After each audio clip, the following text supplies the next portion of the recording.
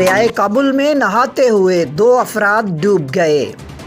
اطلاعات کے مطابق ضلع خیبر کے علاقے کم شلمان میں 2 افراد دریائے کابل میں نہاتے ہوئے ڈوب گئے۔